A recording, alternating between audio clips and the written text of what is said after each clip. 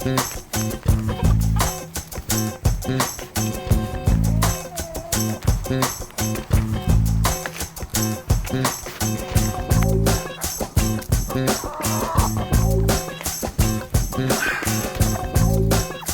had some neighbors that culled some corn out of their garden and gave it to me, a pretty good box full, and so I just shuck it and throw it out here, and these chickens are going after it.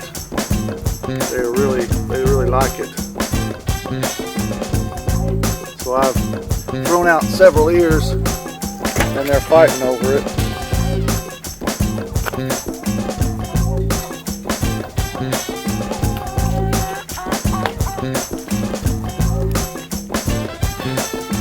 So just picking it right off the cob.